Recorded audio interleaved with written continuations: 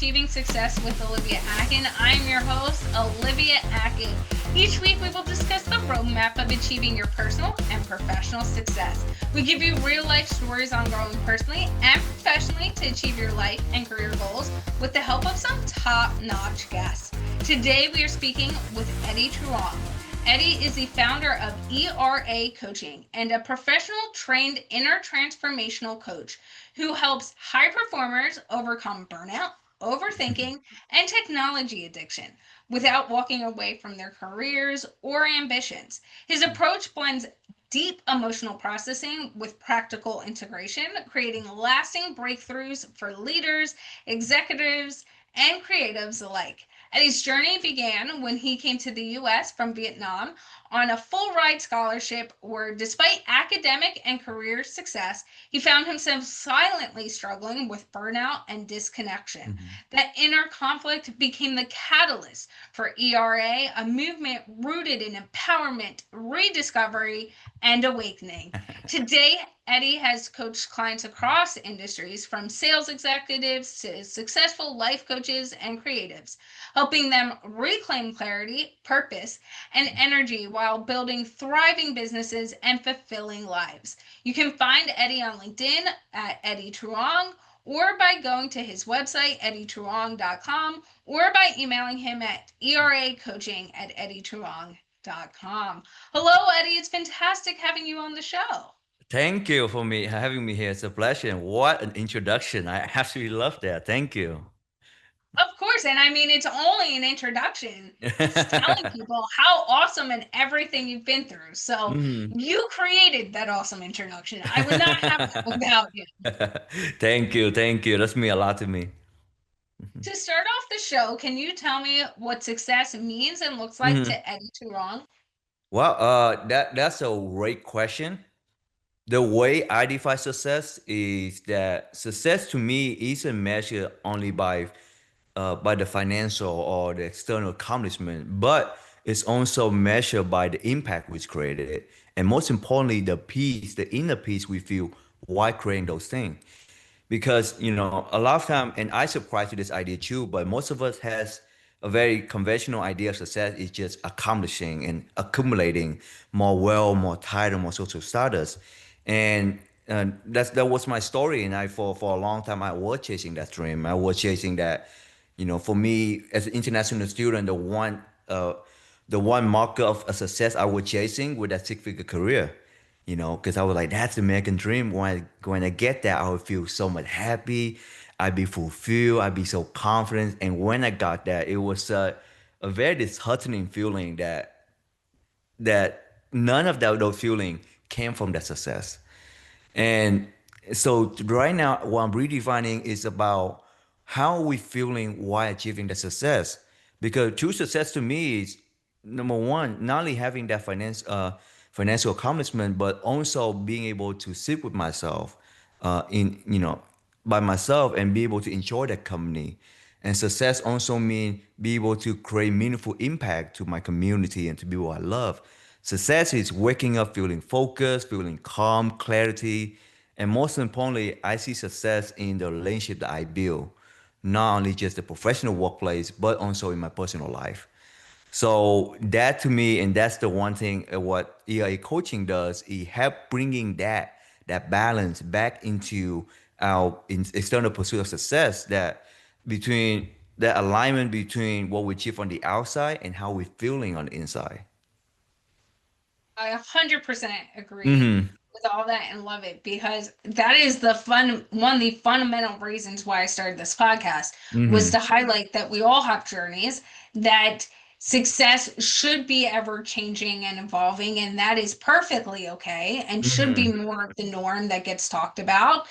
But also highlighting the journey we all go on so we don't feel alone, Mm-hmm. because that is one thing. I mean, when you brought up what you look at as the American dream and achieving success, one of the things you brought up there was the six figures, right? And I Mm-hmm. think as we grow up and we go to college, and I think especially in the college settings, but I think across the board, it really gets ingrained in your mindset Mm-hmm. that being successful is getting that job right out of college, having that job ready to go, Mm-hmm. and being able to make the most amount of money, getting to a point where you can be in a management level, making that six figures a year, and Mm-hmm.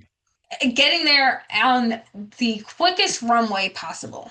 Mm-hmm. But what it doesn't emphasize is what is your zone of genius and how do you feel doing all those things and how do you feel in your personal time? I love Mm-hmm. that you also brought up like being able to sit with yourself. Mm-hmm. That is something that a lot of us do not think about. And then when it's the Uh, end of the time, end of the mm-hmm. day, we sit there and we're like, okay, let me fidget with my phone. Let me do this. Let me do, there's Mm-hmm. something you need to be doing.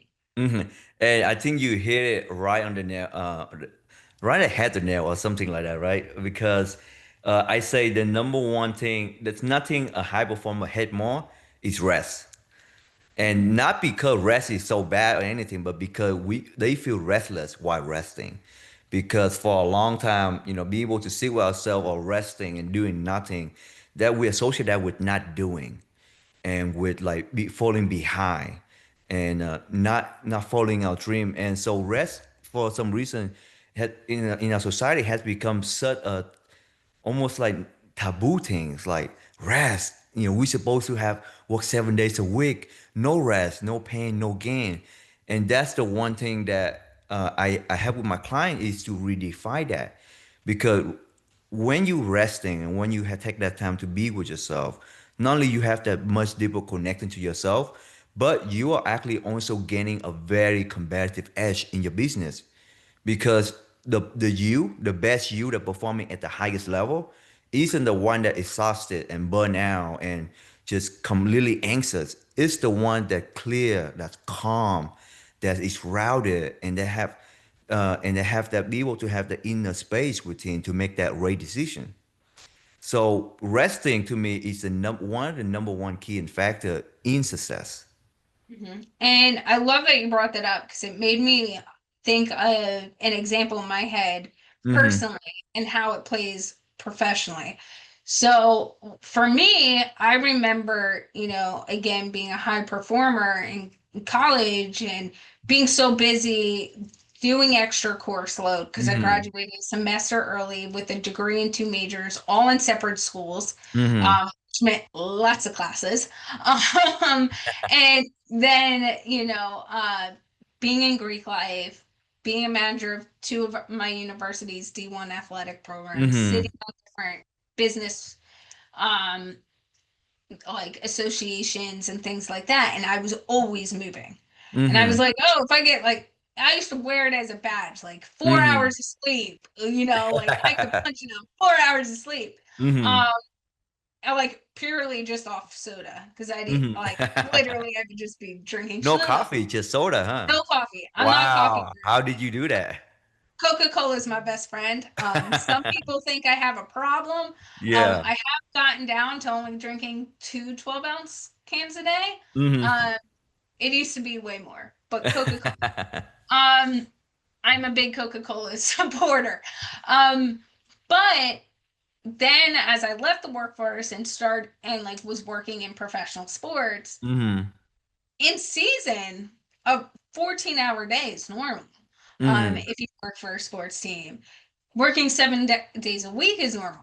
And like I lived an hour and a half from where the stadium was.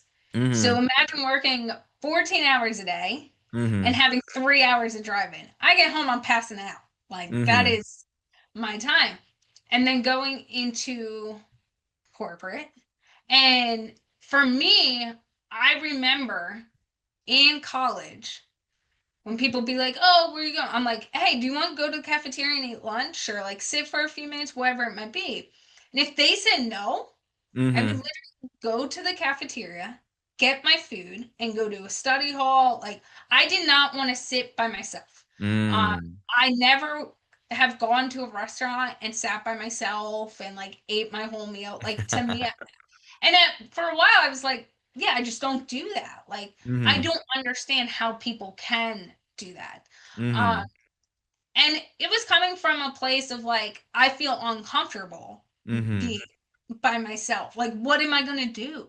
And there were times like after when I was working in corporate, there'd be times like no one was around, and I'd be like, I finally got up the nerve, like a local restaurant I loved in New Jersey, where I know everyone. I would Mm-hmm. like go in and I would order my food, and I would literally like get on my phone and maybe FaceTime a friend, or like Mm-hmm. at least I was there. And if no one answered, I'd eat, talk to a few people, but kind of was getting in the mode. And I did not realize until I became an entrepreneur, and like again, mindset. I've always worked long hours. Mm-hmm. You're building something of impact, you have to put in the work. And so Mm-hmm. for me, it was like, that's the mindset, that's how you're doing it. And it wasn't until I really took stock of Mm-hmm. like you said, how you're showing up, making sure you're not getting burnt out, and being like, and watching my boyfriend who's like, I could be in the garage by myself all day doing this thing. I'm like, how I want to talk to people. Like how Mm-hmm. I don't I gotta be doing something. And Mm-hmm. so it's for me at that moment, I was like, wait, am I fully comfortable being by myself? I love how Mm-hmm. you brought up part of it for high achievers is also the fact that we're so used to doing something that we don't really know what to do when we're not doing, Mm-hmm. because that put perspective in my mind right away. But to what you were just saying as well, the second I start practicing that, Mm-hmm. it's like, oh, wait, now I can do this. Oh, wait, okay. I want some of this time by myself. Maybe it's to work on myself. Maybe it's just like watch TV for an hour. Watch the Mm. show I want to watch for an Yeah. hour. Bothered. But one thing I did as well, and I know you work with people on like phone addiction and like getting stepping away, is like I used to pride myself. I'm always accessible via phone. Mm-hmm. That was something I was like, you can reach me all the time. Like I have stories at being woken up at 2 a.m. from my professional athletes Mm-hmm. about something, and like taking the call and like all that. Now I practice, and like I've really started this during COVID of, okay, if I'm clocked out of work and like let's say we're doing dinner Mm-hmm. and it's in the house. Granted, if I go somewhere, I'm bringing my phone. But like we're making dinner, we're hanging out, we're gonna eat dinner. Phone goes in my bedroom. I'm Mm. nowhere near my phone, so I can't check it. I can't do this, and it's such a good feeling to like Mm-hmm. be present. Um, Being in Alaska, there are times you just don't have cell service. Mm-hmm. And it's like, okay, nothing bad is going to happen. Like we are good. So I'd love to hear your thoughts as well as how being able to be by yourself and being just you Mm-hmm. with also plays into effect of how we show up with our phones in such a digital age. That's such an important question too, and it's so important for us to be able to be by ourselves and enjoy the company, right? And this is not, this is not, and a lot of time this is what happened with people trying to be learning how to be comfortable being themselves. We I see this happen a lot with especially with high performer, adopting this practice was that when we start doing this practice and then it's not as successful or it doesn't go as well as we want to be like, I feel so uncomfortable.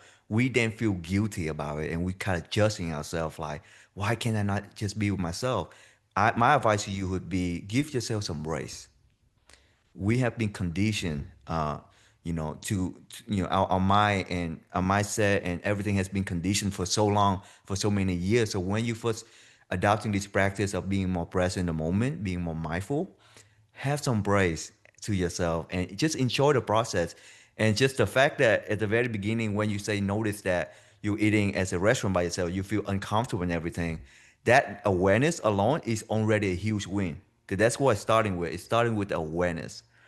And one of my favorite quotes to say, the world revolves around the person who can stay still.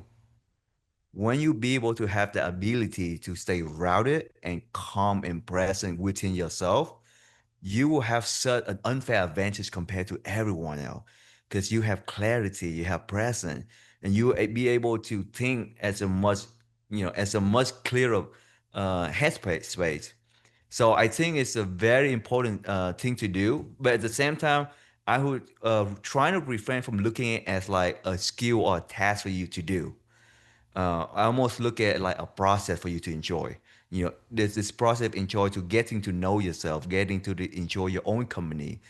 And so that's why one of the things that I have with my client is that when we talk about meditation, right, which everybody know the benefit of meditation, how much peace and presence that bring to us, but we high performers especially find it's very difficulty, very challenging, right? It's so funny that a high performer can achieve all these amazing things, you know, running executive or CEO of a company, running 6 7 figure deal, yet just sitting and do nothing would be the most challenging thing. And one of the tips that I give my client is that don't think of it or don't call it meditation. Just call it time with yourself. Like call it some, it's up to you, whatever is resonating most with you that make you be in that relaxing state. I could call it, just some time off, just some time to rest, right? And because that's all you're doing with meditation is just sitting there, resting and allowing all your thought and emotion to come. And that's another thing too, a misconception about meditation is that people think of meditation almost like you have to be a monk. Like no thought supposed to come to your mind. If you have any thought at all, that's a fail. And we always like to, we have a criteria of thing as success. It's black or white to us, right? If we don't have any thought for 5 minutes, success. If we have one thought within 5 minutes, fail. That's not meditation. Meditation is about allowing the thought and the emotion just to come and creating space, allowing it to be. Just observing it, and that's all you have to do. If you're able to do that for 5 minutes, that's a success. Or even just 1 minute, wherever I would say start where you at, and then build up from that. And going to that, correlating to that with our phone, the reason why those go hand in hand is because the reason why we use our phone, not because we love phones so much or because it's such a rate, it's so entertaining, but it's actually because we are avoiding the discomfort of being by ourselves. Like you were mentioning at the restaurant by yourself, one thing you would do is just be on your phone to get over to kind of like avoiding that discomfort feeling. So by adopting this mindfulness practice and learning how to be present in the moment, learning how to be comfortable and enjoying and just being at peace with yourself, you will see that you will tend to use phone less because you no longer have the emotion that you're running away from. And that's the goal. And even though I have a coaching program about overcoming phone addiction, the true key to it is not focusing on overcoming phone addiction. Yes, in the program, we will talk about the tips and the practice that you can do, but the focus won't be about overcoming that because if whatever you focus on is where you put your energy to, right? So if you keep thinking, don't use phone, don't use phone, don't use phone, what's on your mind will be using phone, using phone, using phone. So instead of making that the focus, and that's why a lot of people fail because they're making that a focal point. Instead, let's make peace and presence and building a fulfilling life the focus, because that's what we do. I do with my client is, what does a fulfilling life look to you? Or even the question you asked me earlier, what does success really look like to you? How does that feel? And when we focus on that and building upon that, then overcoming phone addiction become almost like the side effects. Like that will happen so naturally and organically. It almost felt like it wasn't without any effort. So I want to touch on that a little bit more and Mm-hmm. go into more of the mindset and what you also really help clients see, recognize, and lean into. Mm-hmm. But when it comes to phone and screen addiction, because we Mm-hmm. could also leverage phone time as like being on your iPad time. Like, Mm-hmm. listen, when Eddie says helping you with phone addiction and put down your phone, it does not mean okay, put down your phone and pick up a tablet. Mm-hmm. I'm assuming, Exactly, right? 100%, 100%. That's a that's a good point.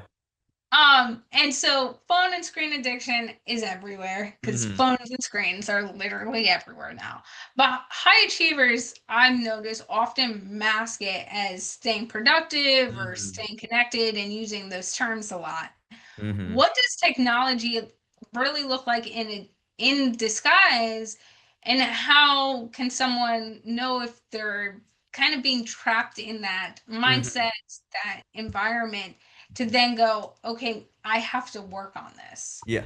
And you brought up a really great point, and I love the phrase you in disguise because phone addiction is what I call a silent pandemic.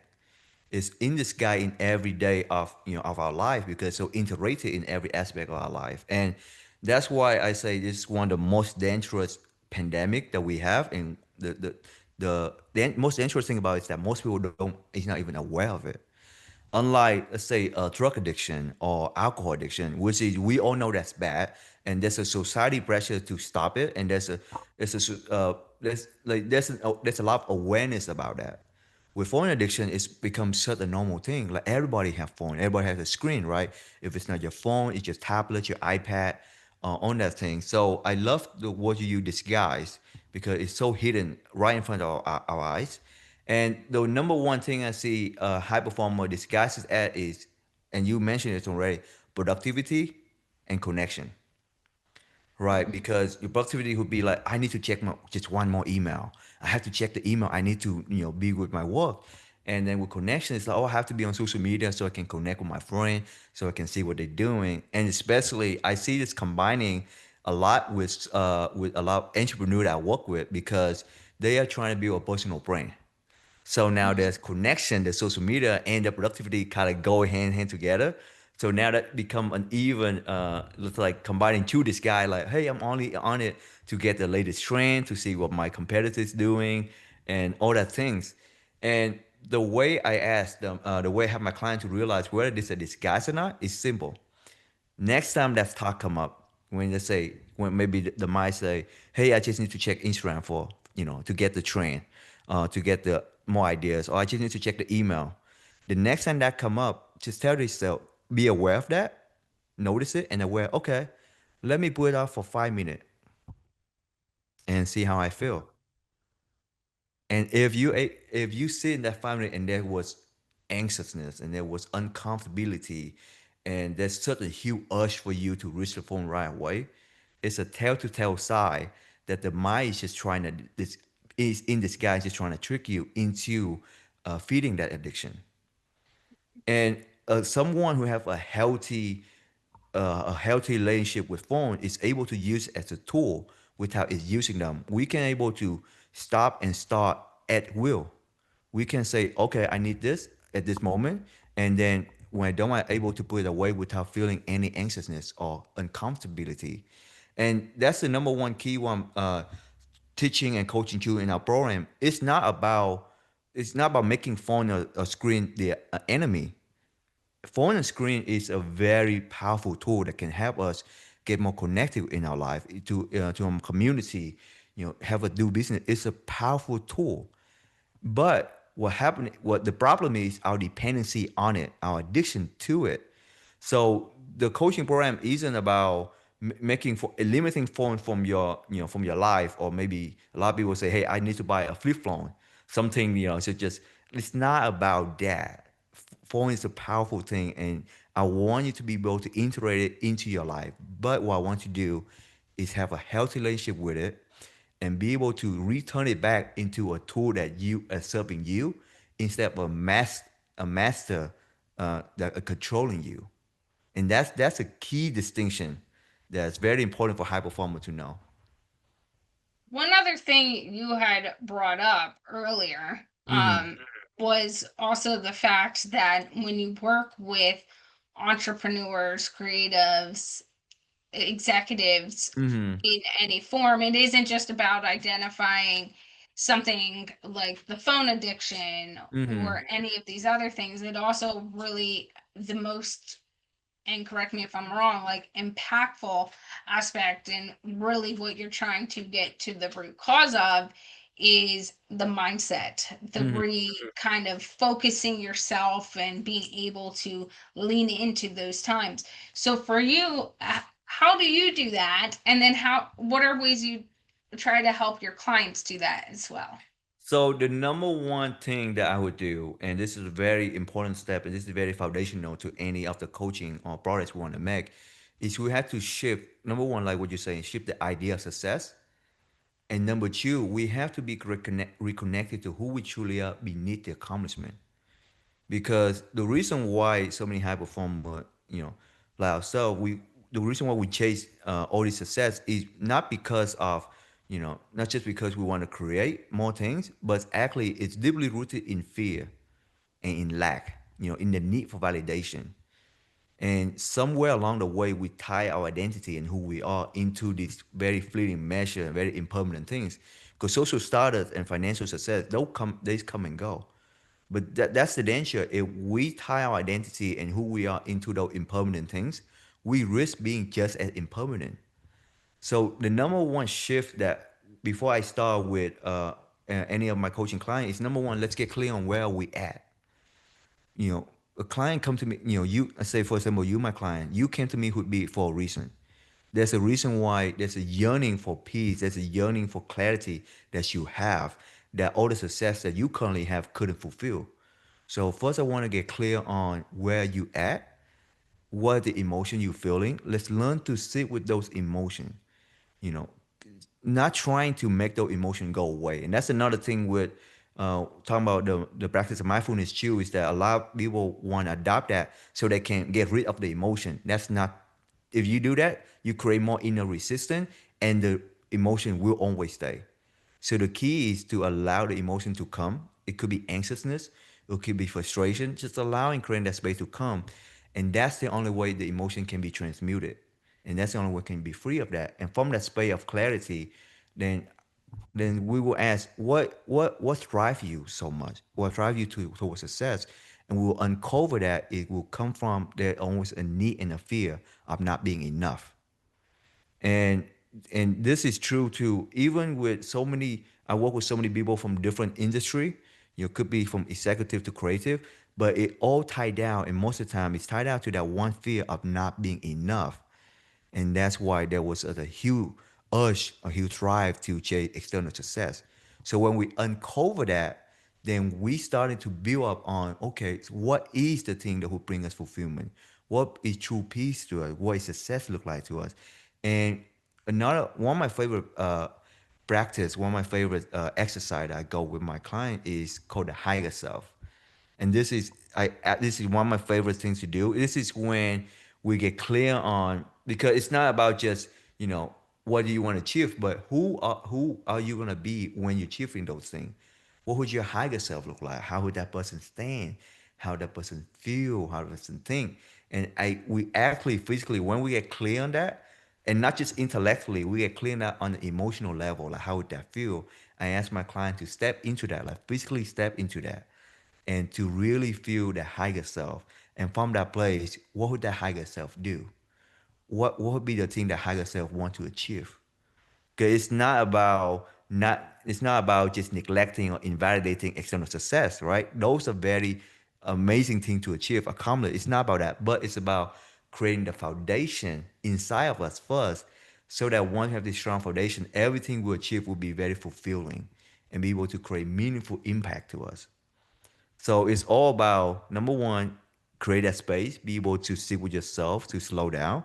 And number two, identify where are you at? What are the limiting belief and what the story you tell yourself that brought you to this place that where you're unhappy and anxious. And next is let's build up to who will you be? Who would you want to be? What the higher self look like? How much more peace would you have? And then we step into that and then we start building a life that you want from that place. And I think that's so important is to be honest and transparent with yourself, and Mm-hmm. also you, Eddie, as like if I was your client, being honest with you, because Mm-hmm. at the end of the day, no matter who you're working with as a consultant, right? One of the things I do as well, and I love that you brought this up, is when I start working with the client, actually before they even sign, and Mhm. working with them in some aspect of the podcasting space, whether it's getting them on podcasts, helping Mhm. them start their podcast or grow their podcast, is where are you now? What Mhm. have you done or tried? And what are your goals?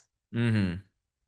If you can be transparent with me, then I know, okay, this is where we need to find alignment. This is what we need to work on. This Mhm. is, and we're on the same wavelength to get you there. Same with what you're saying. If, for example, we work together on the phone addiction or Mhm. wherever we might be, yeah, it's being able to identify this is how much time I really spend on the phone a Mhm. day. This is what I'm doing when I'm feeling anxious, or Mhm. I say these words a lot. Oh, I'm doing this, as we said earlier, to stay connected, to, be able to be productive throughout the day. Mhm. There are different forms of production, but the biggest thing in it is, as you mentioned, really getting in the quiet and being Mhm. able to say, okay, this is where we are now, and this is the baseline for right now. Mhm. How do, and let's work to get to this point and what that goal is. Mhm.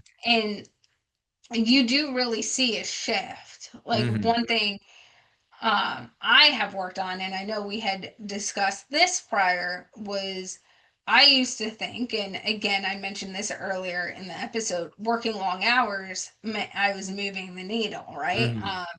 Opening, and when I started my business, my calendar would be open 9 to 5. Mhm. Anyone could schedule any meeting all day long at any point in the day.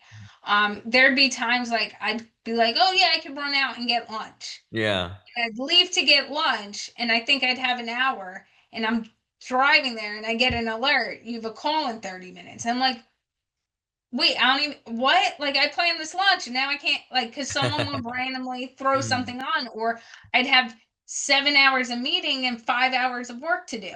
And it Mhm. was like, okay, just longer days. One thing I have worked on is, okay, capping my day. Like, Mhm. what is the goal I want to get to and how long I work? Mhm. Okay. Now, based on that, the goal for me is a 4.5 to 8 hour day, depending on the Mhm. day, depending on what's going on, right? And again, in all honesty, not, you can't just always say, okay, I'm cutting off at 4 hours today. Mhm. What happens if you got 3 hours of recording and you Yeah. got like 2 hours of work? Like, it doesn't work. There needs to be Mhm. some room, and that's why I kind of say. But it's like what I started to notice when I started doing this was, at the time I wasn't recording episodes, so that was off my plate. So it was a great time to say, okay, I'm going to really focus on this right now, Mhm. because then I could integrate when it comes time to recording again, the recording schedule, see how my hours fluctuate and Mhm. pivot accordingly. But I was working 4 to 6 hours every day, doing all the same tasks that I would do in my day to day. The differential, what one of the biggest differentials I say, was I did not allow anyone to just schedule a meeting. Mhm. I'd set days, set blocks. This is when we can do it. If we can't do it this week, let's do it next week. And I Mhm. massaged that out. But very quickly, after like a week or two of like laying into this, I was like, oh, wow. Like, none of the tasks have changed from Mhm. last Monday to this Monday, Mhm. but I'm getting it done in 4.5 hours. I'm not Yeah. spending all day on my computer. Mhm. Oh, and I'm very good at like writing all my tasks down and blocking it out. And what I started to notice is, what I got more attention on wasn't doing the tasks or when to do them. It was going, okay, I have X amount of time to do it. Mhm. Right? As high achievers, we like to mark things like, okay, when do I have to get this done by, or how much time I Mhm. have. Mark that and then be like, okay, I got to get it done. Because at this time, I'm clocking out. And Mhm. so if it's not done, am I going to be okay if this goes till tomorrow? Mhm. And through that practice and being like, no, I can't talk to you today because like I don't have time. And being conscious with that. Now I work, that uh, again, we're now back in podcast recording season. a like 5 to 8 hour day. Mm-hmm. Um, and again, it was one podcasting when I started the podcasting recording back up, my first few days were like 10 hours. And I was like, wait, why is it 10 hours? Oh, because I didn't put this into a factor. Now Mm-hmm. put this into Mm-hmm. factor. But I think that's one of the important things that you were also touching upon is like you have to understand how to create your schedule. Mm-hmm. Yeah, I think the method you mentioning is called blocking your time, right? Time blocking is one of the things I say to you. It's it make it efficient, but it's also allow us that during that block we only have one task to think about. And there's a lot of thing with us with professional and high performance that sometimes everything kind of like leak into each other, like one task leak to another, and then at the end of the day, we feel very restless and nothing get done.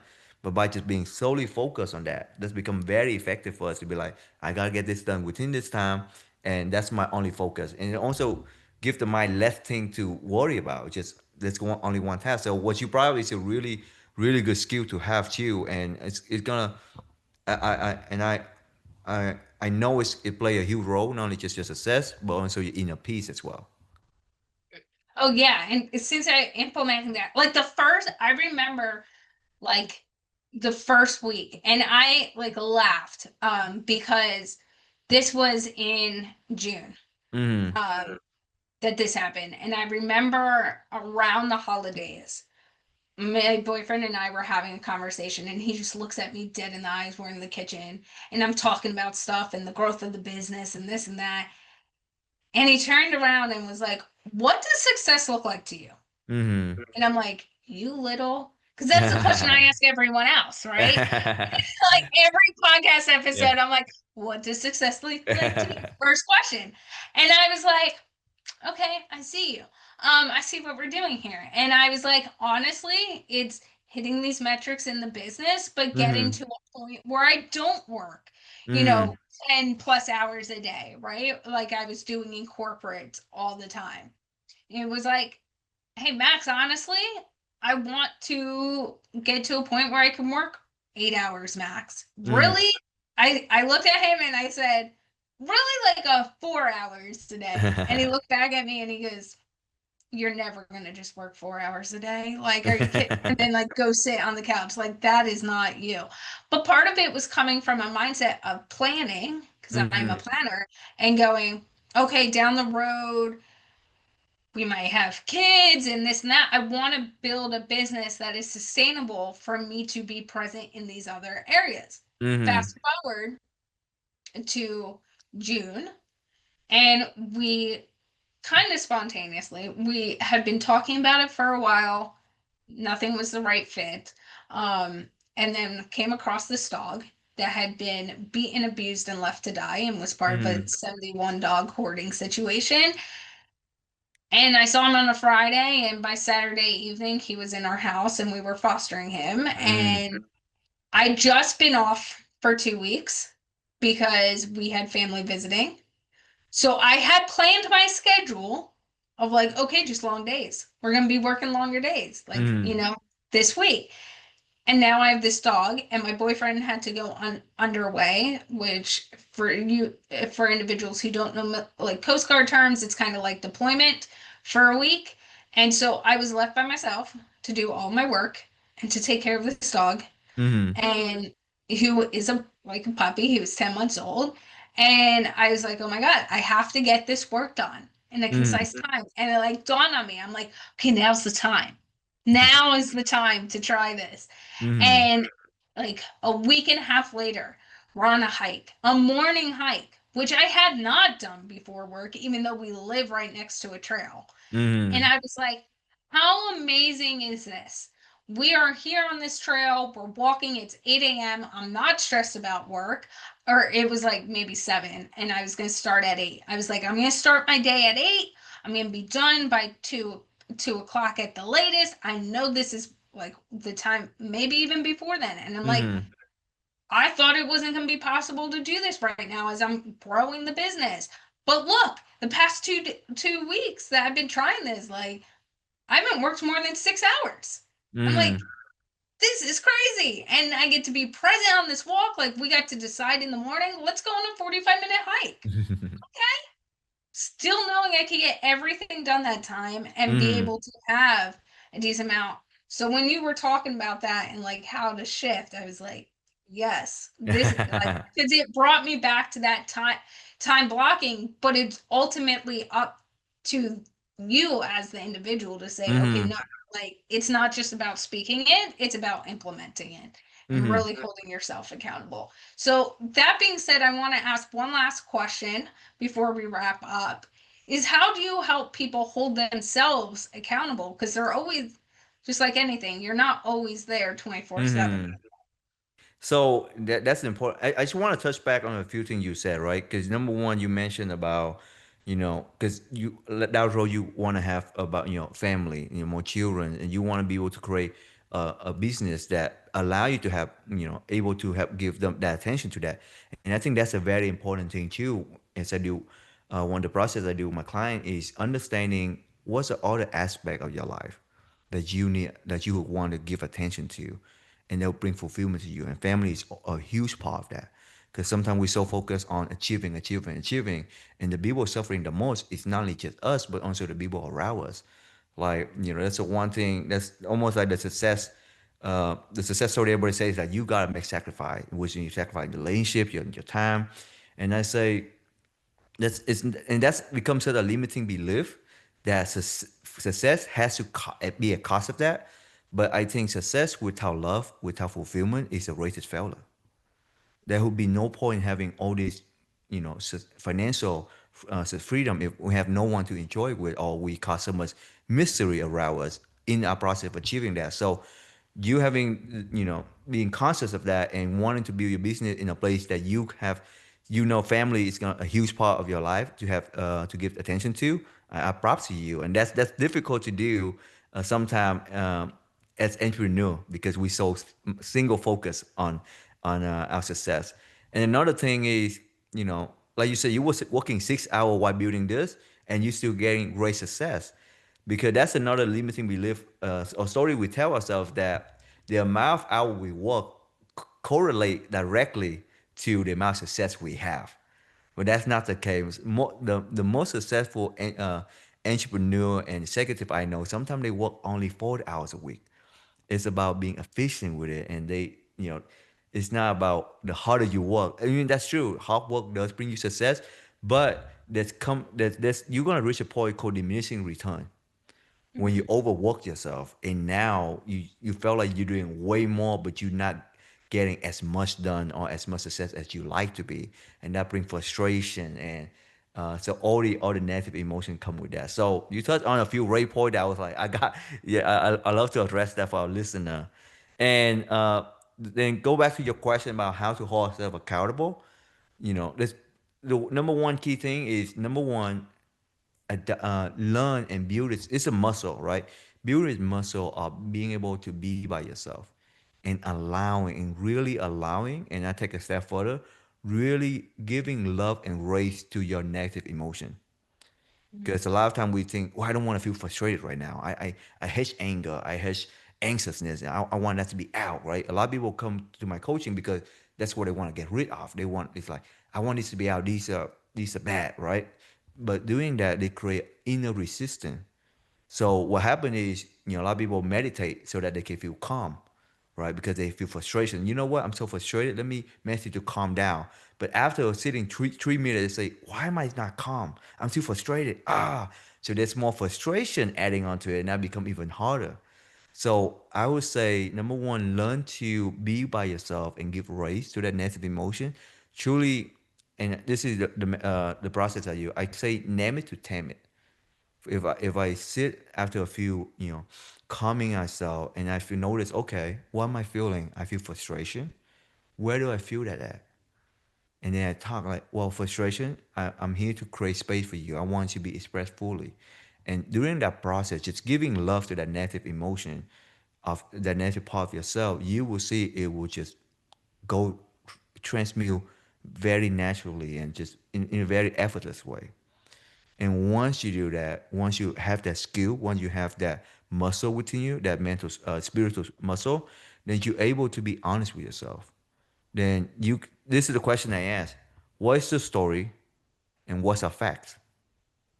For example, a story. Let's say you message a significant other and they didn't respond, right? And that could bring frustration. The story is that he doesn't love me anymore, or he's not neglecting me, right? The fact is he happens to respond to your text message for a certain amount of time.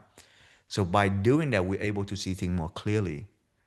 Or maybe another thing would be when we go into before we do a big presentation, the story would be if I fail this, I'd be a embarrassment in my company or people would not respect me anymore.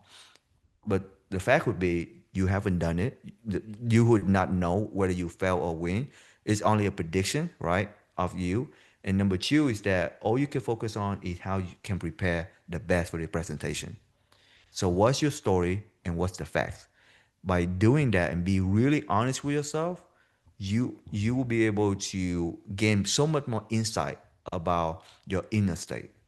And another way would be how called accountability, and this is why I do what I do, and I love and so passionate about what I do because I get to be that place for them where they could be. I can help them hold themselves accountable, and also creating a safe and loving space where can they be honest with themselves. Because here's a fact: being honest with yourself is difficult. It's very difficult, right? It's a lot of time we don't want to face that difficult emotion face to face. So this is what I do. Is about creating that space and creating that, like really having that connection with the person and be able to create that safe space for them where they can feel that they can talk and be honest about themselves and knowing that they will not be judged, they will not be criticized, they will only be loved. And that is why I'm so passionate, and that's why I this job and this the path I'm on bring me so much fulfillment because I get to be there for people and get to see the transformation firsthand, get to experience that. I think it's a huge privilege and honor that I was able to have that trust from my client to be able to witness that. So that's to me how you hold yourself accountable. I love it. And Eddie, how can people get in touch with you if they want to connect with you?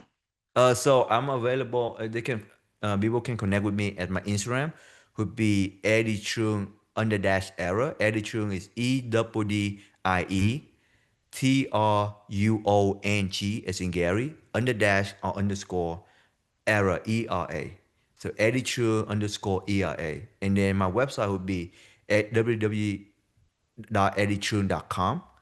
And those are the two main places. And then you can also send me direct email. I love hearing your message.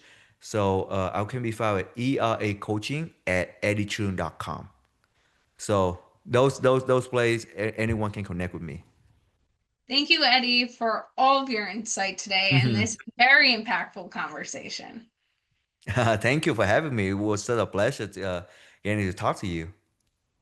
And a few of our key takeaways, and I have quite a few, really awesome ones from today's conversation include, what do you associate rest with? I Mhm, love when Eddie brought this up and that statement, and it is something that really got me thinking, what personally do I associate rest with? mhm, And as Eddie mentioned, it's what what are you doing when you're not doing anything? mhm, How are you showing up in those environments? What are you doing? And so there's that, but also like as you're listening to this, ask yourself, how do you personally show up? And as our conversation today, one of the themes is being honest with yourself. Be mhm, honest with yourself. It is okay wherever you're at, but acknowledge it and work on it. As well as, it all starts with awareness. That was another one of our mhm, themes from today's conversation, and I think is so true. Is mhm, like, we have to be aware with where we are, our feelings, our thoughts, our behavior. And Eddie brought that up in many of the stories and a lot of the insight that he said today, as well as, the world rotates around the person who is standing still. mhm, Process and like stays still. Think about that for a minute. I know we're all constantly moving, constantly doing, but are you a human that is constantly doing or a human that is constantly being? mhm, And as well as, meditation is being able to be with yourself, feel your feelings and express them. I Mm-hmm. love how Eddie brought up that a lot of us think of meditation as like the humming and like being Mm-hmm. like a monk, because let's be honest, we do. I have. And it wasn't until I've had certain conversations in my life where, and a former guest shared, his name's Cash, if anyone wants to listen to that episode, when he brought up his meditation Mm-hmm. and we were talking, I was like, yeah, I meditate when I go on walks and when I go take a bath. And it dawned on me, and he was like, yeah, that's your meditation. And I'm Mm-hmm. like, oh, wait, that is my meditation. Because that's Mm-hmm. where I let my thoughts just come to me, my feelings, all of those things. And that is where I feel able to best Mm-hmm. meditate. So ask yourself, as Eddie brought up, how are you meditating? And are you allowing yourself to feel those feelings and emotions and validate them and just be with them? And that's one of the things that he also brought up through this whole conversation is being with you.